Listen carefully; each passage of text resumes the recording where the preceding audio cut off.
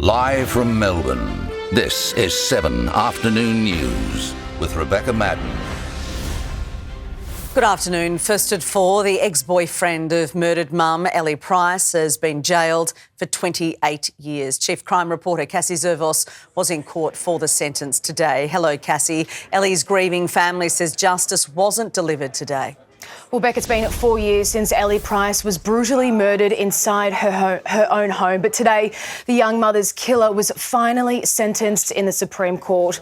Ricardo Barbaro has been jailed for a maximum of 28 years with a non-parole period of 22 years, meaning he could walk free at the age of 55 because of time already served. Barbaro stabbed Ms Price 6 times and slashed her throat in 2020. In handing down the sentence, the judge said your vicious attack must have been absolutely terrifying for Ellie Price. She was alone, completely defenceless. Away from his mum. I just think a life for a life. If he can take life away from someone, to the end. His life should be taken away as well. In handing down the sentence, the judge said she was completely own when she was murdered. If Barbaro is released when he is eligible parole at the age of 55, it's a second chance Ellie will never have. Beck. Reporting, thank you. The Deputy Leader of the Victorian Greens has been forced out over the party over a parliamentary sex scandal. State political reporter Chanel Vella has the details and she joins me in the studio this afternoon. Chanel, Sam Hibbins was actually reported by one of his staff members. Well, that's right, Beck. This occurred on Tuesday afternoon. It's understood the woman went to Parliamentary Services to report the behaviour. That information was then passed on to the Greens leader and the investigation began from there. What has since occurred is that he has now stepped down from the Greens and released a video online saying that this was a consensual relationship that has now ended. However, the Greens say this goes against their party rules. They say that the woman was highly distressed and that the allegations are of inappropriate, concerning behaviour. We'll take a listen now to a bit of what Sam Hibbins has said. We are human. We make mistakes. The important thing is making amends and focusing on what really matters. Some allegations which were serious, they were concerning. They included allegations of inappropriate behaviour towards a staff member by the member for Paran over a period of time. OK, so he's spoken. Chanel, what happens from here? Well, the Greens have made it very clear, Beck, that Victoria Police are not involved at this stage. For Sam Hibbins, what it means is that he will remain an independent within Parliament. He will keep his position for the next 2 years and he will continue to be paid a handsome salary to do so. OK, Chanel Vella, thank you so much. Well, tributes are growing by the day for 11-year-old Jack Davy, with the opposition leader and Shadow Minister for Education paying their respects at Auburn South Primary this morning. To see the scenes this morning, it's just heart-wrenching and it's every family's nightmare that something like this should happen. So, I wanted to come down with Jess this morning at an appropriate time, just pay our respects and offer our deepest sympathies. 4 other children were seriously injured. One remains in hospital in a stable condition. No charges have been laid as the crash investigation continues.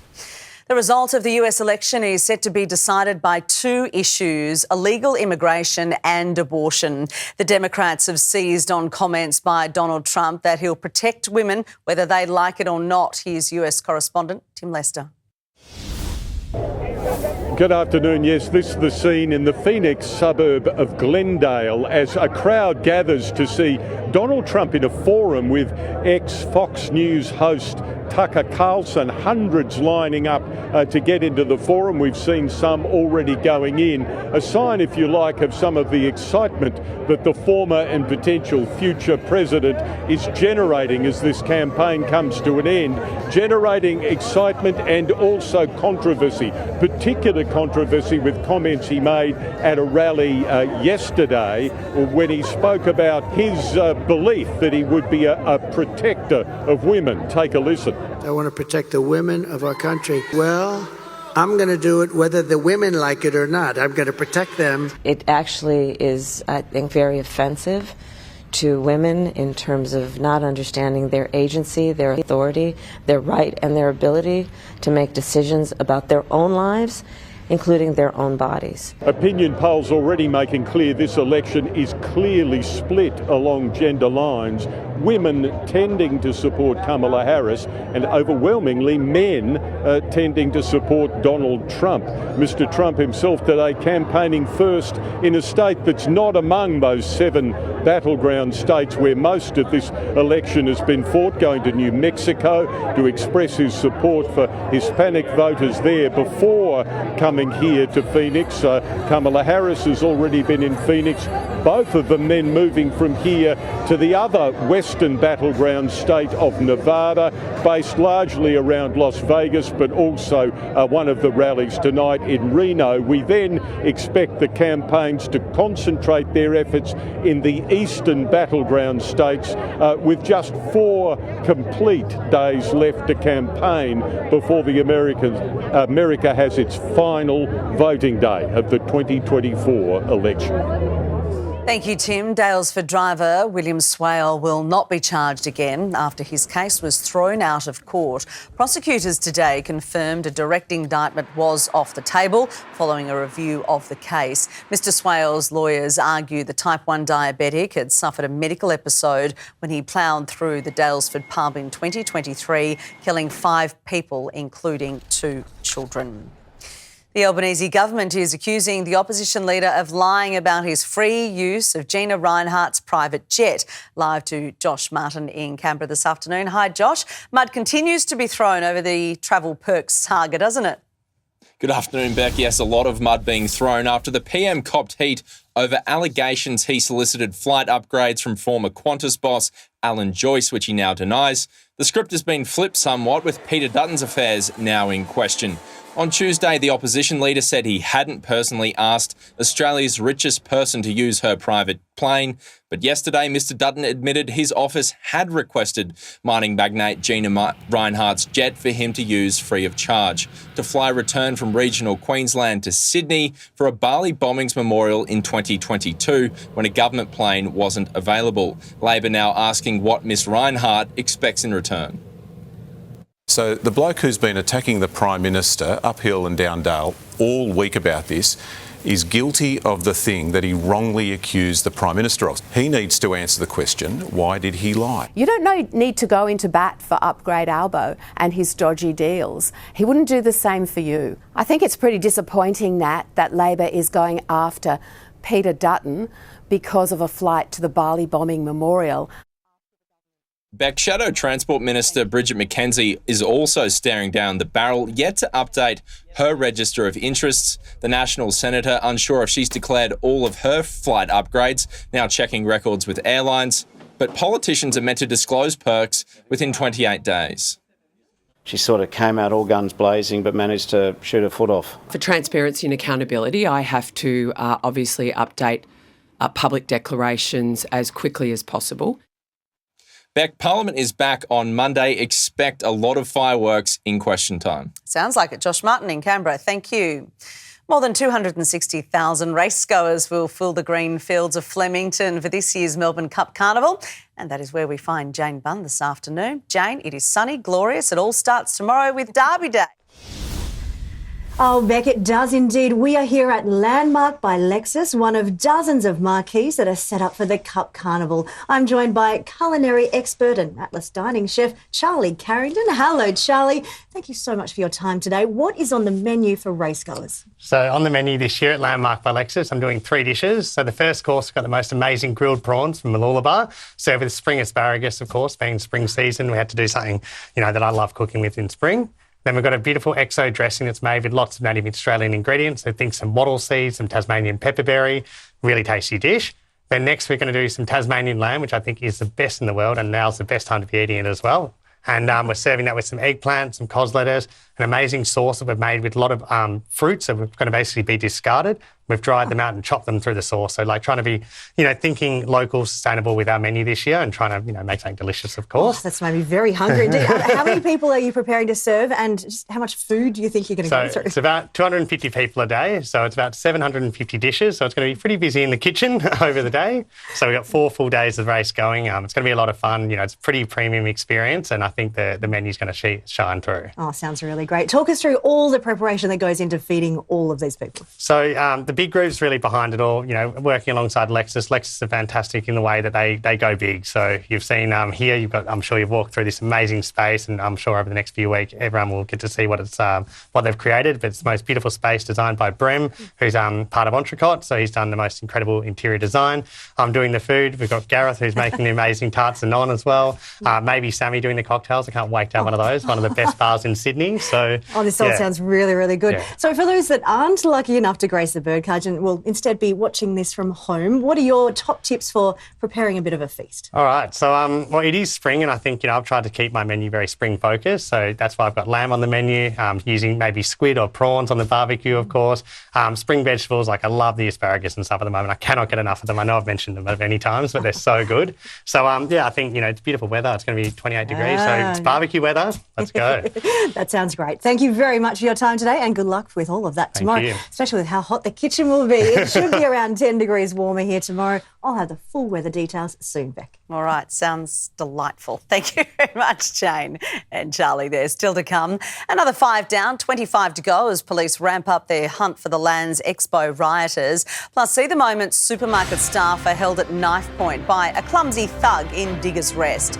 The global effort to build a Noah's Ark of animal DNA to help species under threat. And later, the blockbuster Gladiator sequel, 24 years in the making. We rub shoulders with the new cast. We've got a big hour of news right ahead on 7.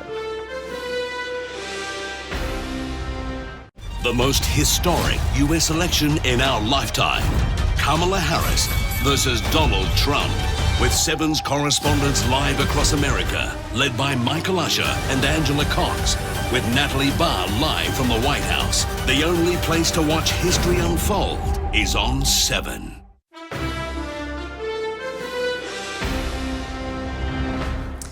Another 5 protesters have been tracked down and arrested over their alleged involvement in September's Weapons Expo. Detectives charged a 30-year-old man for pushing crates against police horses, while a 63-year-old was arrested for allegedly performing the Nazi salute. They're now stepping up their hunt for 25 others still at large. 12 people have been arrested since the protest, on top of the 89 people charged or fined on the day. Police are hunting an offender who held up a supermarket in Melbourne's northwest. He threatened a worker at knife point before making a clumsy getaway. Ainsley Kosh has the latest. CCTV captured the terrifying moment which played out here at Foodworks on Glitters Road last month. Police say an unknown man wielding a large knife approached a staff member outside the shop in Diggers Rest just after 8 p.m. on October 5. The attendant was dragged into the store as the attacker demanded cash, holding the knife to his throat as the victim's terrified colleague handed over the money. The thief ran from the scene, stealing a few $100s and tripping over as he fled on foot along Welcome Road. Luckily, no one was physically injured, but the victim is too afraid to return to work full-time, fearing he will be attacked again. Police are yet to track down the suspect, but say he is Caucasian and approximately 175 centimetres tall with a slim build. He was last seen wearing grey pants, a black windbreaker with a Nike logo and black work boots. Extremely brazen, and it's terrifying for anyone involved, but just the victims trying to make ends meet, make a living, and for this to happen, it's something that we want him brought to justice. Police are urging anyone with information to come forward. One Nation leader, Pauline Hanson, has been found guilty of racially vilifying Greens Senator Mehreen Faruqi. The federal court finding a post on X from 2022 telling Faruqi to return to Pakistan was an angry personal attack that conveyed a strong form of racism. Justice Angus Stewart has ordered Hanson to delete the post within 7 days and pay Faruqi's legal costs. Scientists have introduced new technology that could one day save endangered species. Samples of genetic material are taken from at-risk animals as the ultimate insurance policy in case we have to bring the extinct back to life. Talia Tranter has this story. It's science out of a Hollywood movie. Conservationists taking a page out of Jurassic Park, where dinosaurs were resurrected. It's the first step towards a global database. Frozen DNA could be the key to bring extinct animals back to life, and London Zoo is already contributing its animal genetic footprints to a Noah's Ark of samples. It's really cutting edge, looking at storing not the animal but the DNA from that animal in such a way that it can be revived. Try and help those species that really we may have lost. I mean, it would be sad, it would be tragic to get to that point, but if we ever do, we've at least got this sort of stopgap. More than 500 native Australian animals at risk of extinction could benefit. Whilst this technology won't halt the rate of decline, these cryogenic tanks will store enough genetic material to revive species even if they are down to their last pair. This could be an absolutely vital lifeline for many of the species that are literally on the brink of extinction. We can freeze tissue down, freeze those species down in time, ready really to be brought back to life at a moment's notice in 10, 20 or 1,000 years' time, effectively still in a living state. Although the system is still being developed, conservationists are hopeful what was once science fiction could become fact. Talia Tranter, 7 News. London detectives have made a major breakthrough in the case of the Great Cheese Swindle involving 22,000 kilograms of award-winning cheddar. They've arrested a 63-year-old man on suspicion of fraud and handling stolen goods. High-end cheese specialist Neil's Yard Dairy delivered 950 wheels of cheese to an alleged fraudster posing as a wholesale distributor. The cheese, worth more than $500,000, is believed to have been sent to Russia or the Middle East. The day's sport news is coming up as Saints sharpshooter seals his move to a premiership contender. Also ahead, babyface Bobby, determined to make amends for 2024. Chris Waller preparing for a massive derby day, and Coldplay treat a loved-up couple to a moment they will never forget. Today's sport headlines are next after this short break.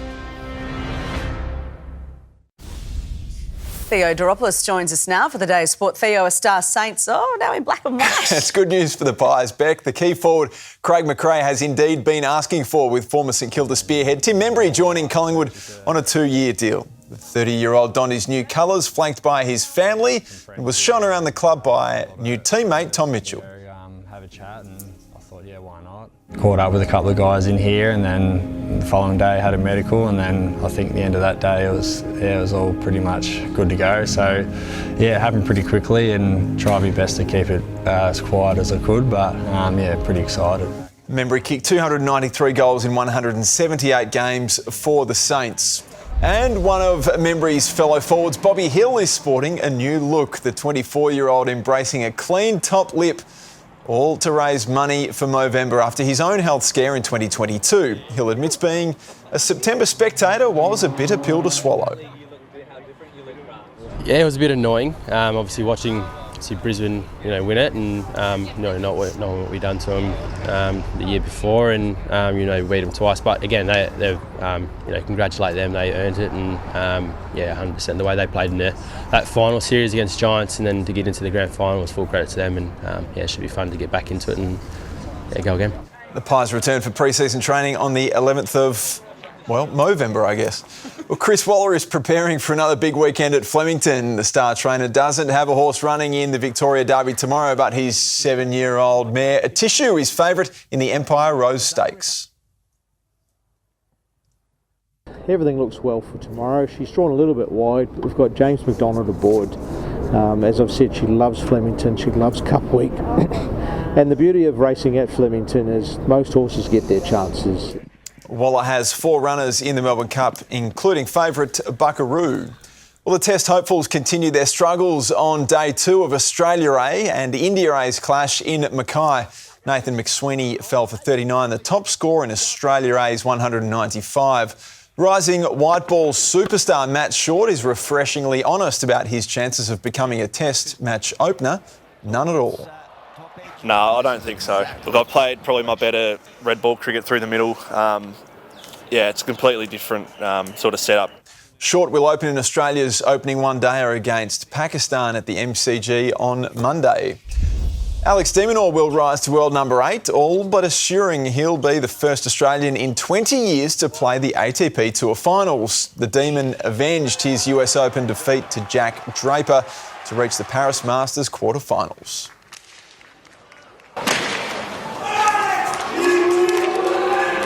Some good anger from Jack as well. Jordan Thompson joined de Minaur in the quarters, defeating Adrian Mannarino. Jack just needs to relax. Nice little tennis dummy spit, Beck. We saw one yesterday too, remember? You keep bringing me tennis dummy spits. Right. The Aussie men are looking really good ahead of the Australian Open, which is sort of not too far away. Fantastic. And coming up tonight, of course, Mitch Cleary with some big news out of GWS. Toby Green responding to what's been a very, very tricky situation Has indeed. for that All club. right. Thank you very Coming much, up. Theo. Thank you. Well, a couple of Coldplay diehards have had a life-changing night at Marvel Stadium. Lead singer Chris Martin called them on stage to hear Everglow, the song used in their marriage proposal. I've been singing this song for Tanya and for Facundo. Waters flow, life is short as the falling snow. The lucky couple telling 7 News it was a night that they will never forget.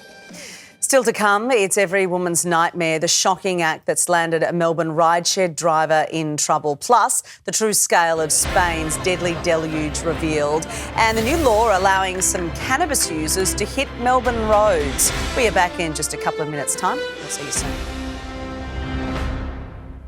Live from Melbourne, this is 7 Afternoon News with Rebecca Maddern.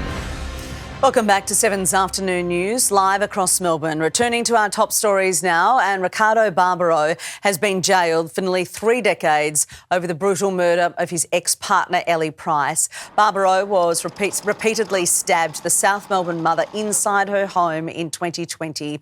In sentencing, the judge called the attack cruel, vicious and entirely merciless. Barbaro will be eligible for parole when he's 55.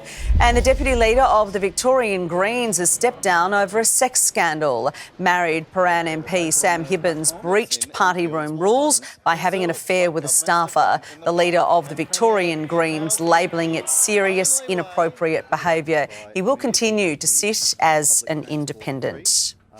A Melbourne rideshare driver has been arrested this afternoon accused of a disturbing sex crime. He performed a lewd act while driving 3 female passengers home from a city nightclub. Paul Dowsley reports. It was lewd and inappropriate. A rideshare operator appearing to violate the trust of 3 young female passengers who he picked up here on King Street over the weekend, and now he is in police custody. For those 3 friends, it had been a fun night celebrating a birthday Saturday night, and they finished at Click Bar on King Street around 7 on Sunday morning.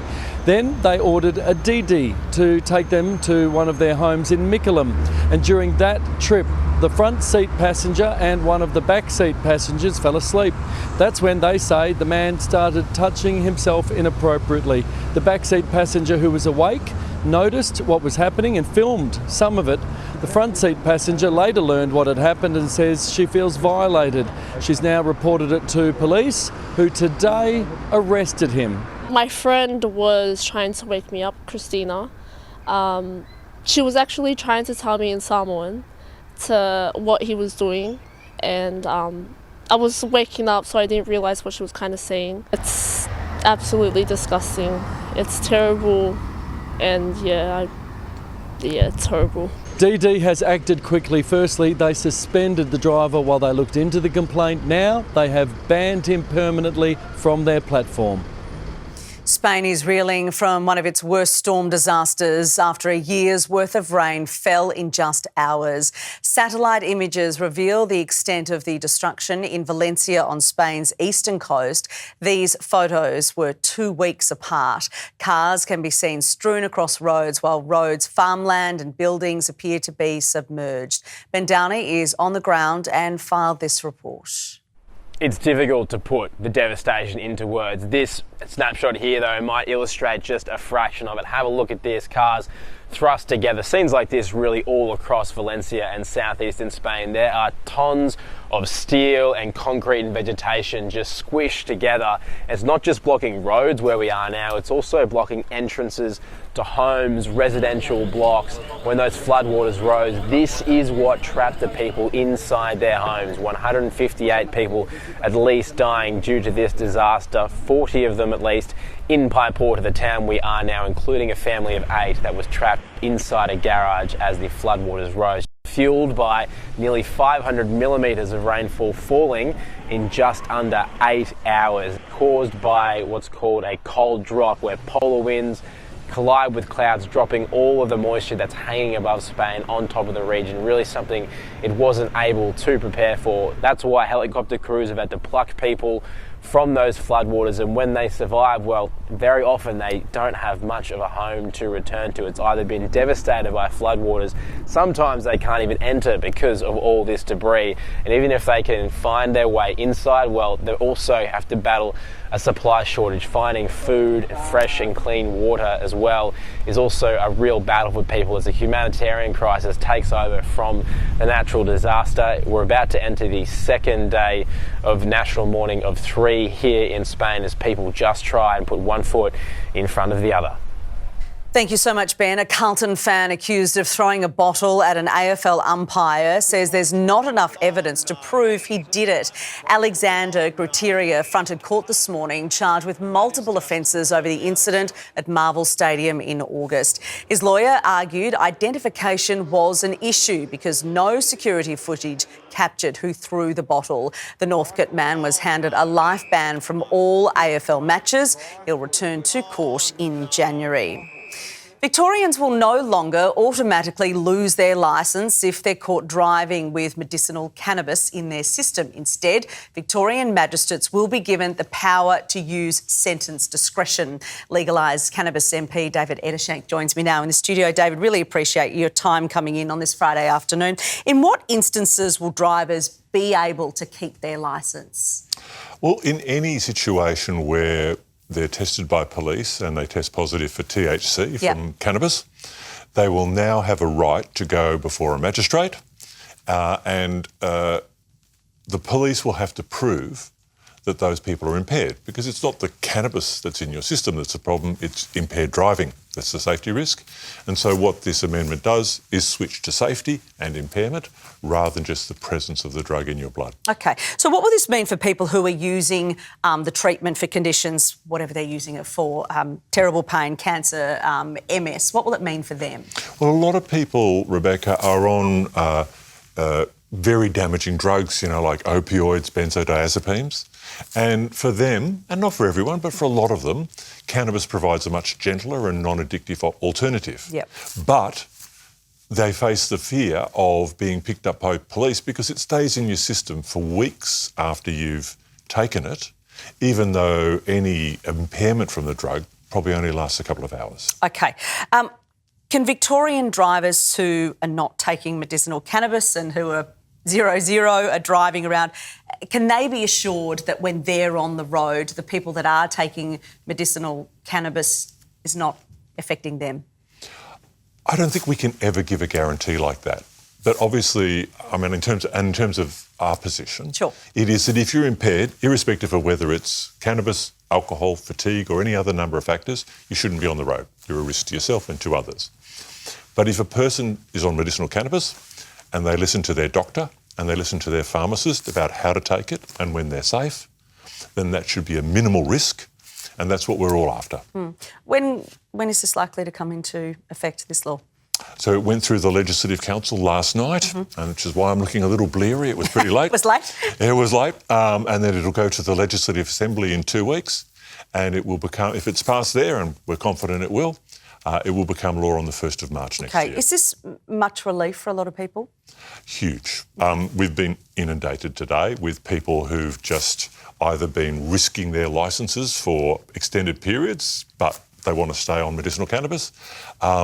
And for others who've just said, I really want to get into this, but I haven't been able to, and I'm stuck on things like opioids. Because they know if they're pulled over that they're likely to return a positive result, aren't they? Absolutely. And the terrible thing is there's no choice for the magistrate. Yep. Their licence must be removed, and that's just so unjust because no other drug is treated that way. Yeah, all right. We really appreciate you coming in, David Edershank. Thank you so much. Thank you. Appreciate it, Rebecca. Well, thousands of Aussie workers are getting pay rises from today. We'll explain the new laws and who's set to cash in next. Also ahead, Campbellfield becomes the latest hotspot in the tobacco wars. And expert tips to help families bag a Black Friday sale bargain. Don't miss those stories and more right here on 7.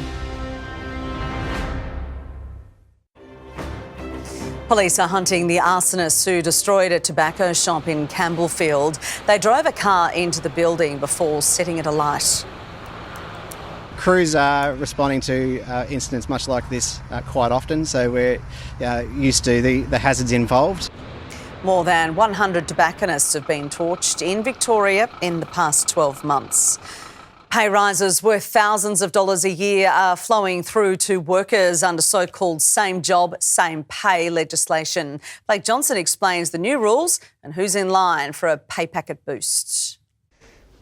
Some long-haul flight attendants with Qantas just scored a 28% pay rise under this legislation that targets companies using labour hire firms. Those firms sometimes provide a backdoor way to pay staff less, despite doing the same work as employees of the parent company. For too long, we've seen big companies in Australia employ permanent employees at one pay rate and then top up their workforce by bringing in labour hire employees on much lower rates and conditions.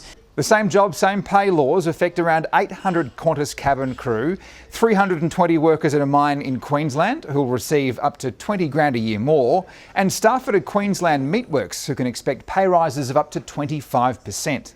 Qantas has not employed a long-haul flight attendant since before 2007. So it's incredible that we've been able to sit down and negotiate a fair outcome where the use of labour hire is going to be a thing of the past. Industry groups warn of the increased cost and claim it removes discretion around hiring employees at different stages of their career. Well, this is just another step that's going to make it harder for employers to engage Australians. It takes no account of a person's background, their responsibility, their experience. The federal opposition says it will repeal the same job, same pay laws if it's elected next year. But for now, more than 40 same job, same pay applications are being heard in the Fair Work Commission. Police have launched an investigation into the death of 2 police dogs inside a police vehicle in Sydney's south. Police dog Extra and development dog Soldier were found dead by their handler. It's suspected they died from heat exhaustion after the air-conditioned pods they are kept in somehow failed. Unfortunately, there is an alarm that went off and it did go off at a time, but unfortunately when the police went down there, it was too late. The police vehicle was towed away and will be examined as part of the investigation. The biggest 4-day sale event of the year is still weeks away, but some brands have already slashed prices. It's all because shoppers are ticking off Christmas wish lists earlier than ever. Here's Consumer Affairs Editor Georgia Holland. Good afternoon. Well, almost every retailer, even the supermarkets, will be getting involved in Black Friday sales. And even though it's still 28 days away, the sales are already here. It seems to be getting earlier and earlier every year, but the signage is going up at the shops. And plenty of us are thinking about or already ticking off those Christmas wish lists. We're seeing consumers this year start shopping a lot earlier just so that they can better manage their finances over the holiday period. According to Deloitte's latest retail report, Australians plan to spend nearly 19% less this Christmas, averaging around $1,000 each. Afterpay says its users last year spent $1,400 each on average.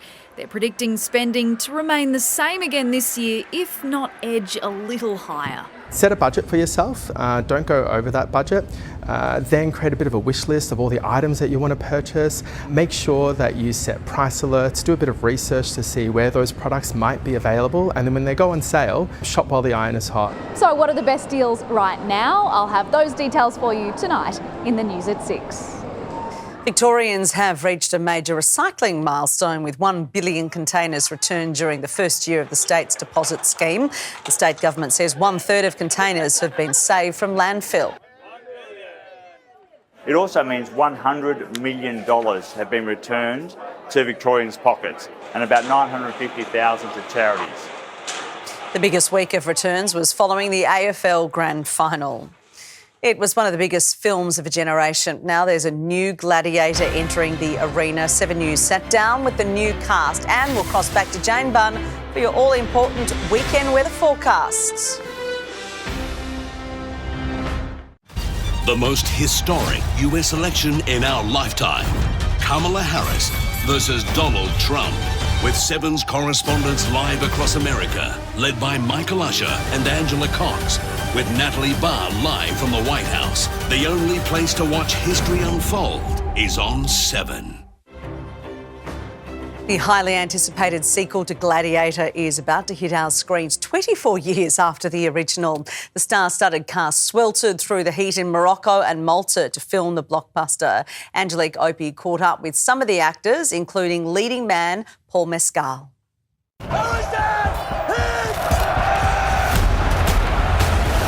Some beautiful destinations, but conditions, what were they like?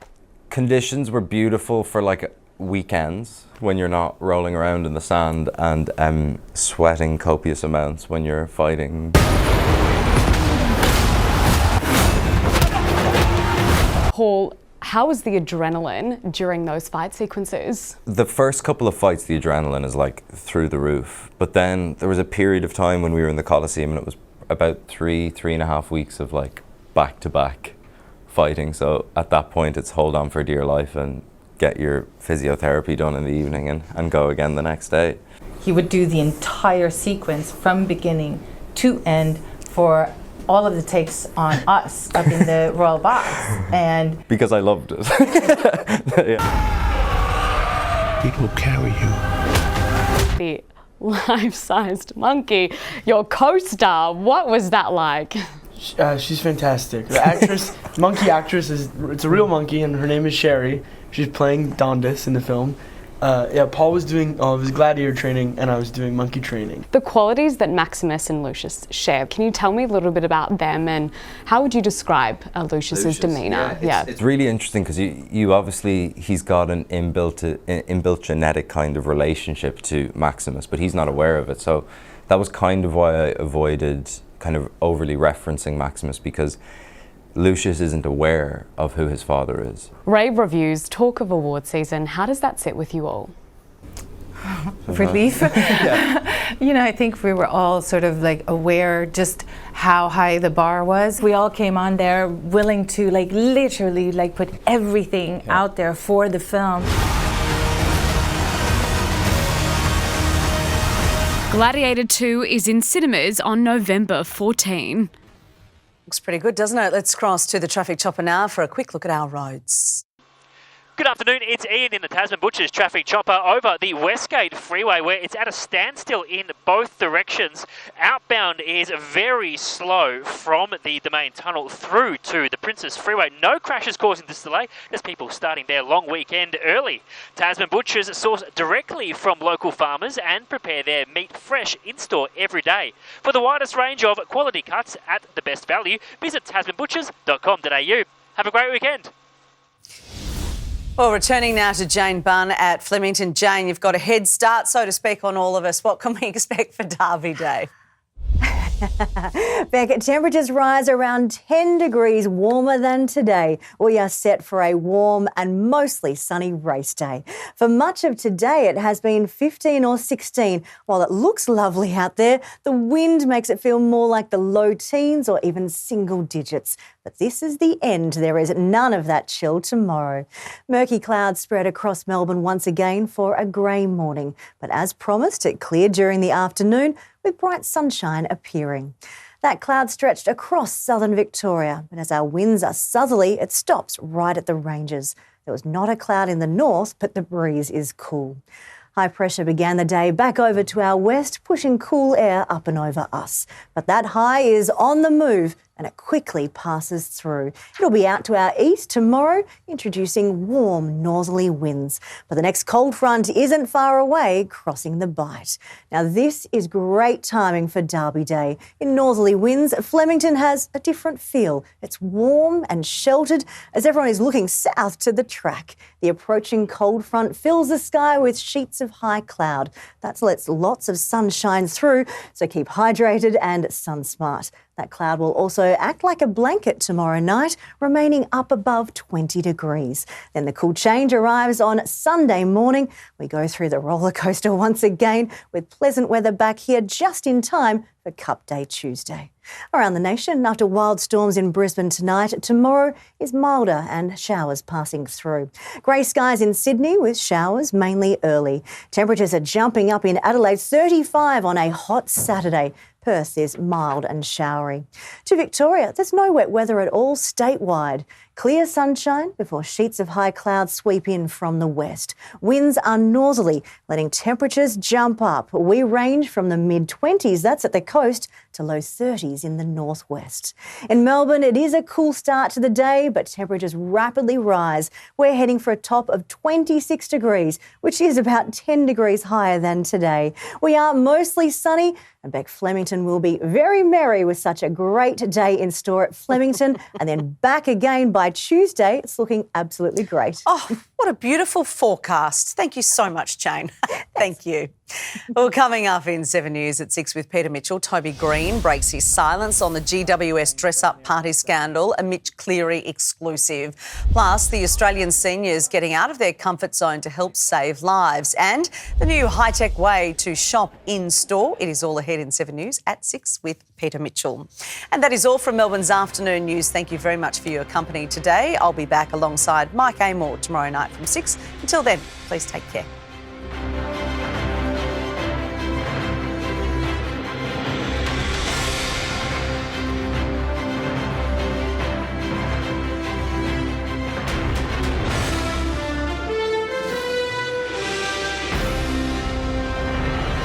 The 7 News app will give you the news you want every minute of every day, including breaking news alerts. Download the 7 News app now.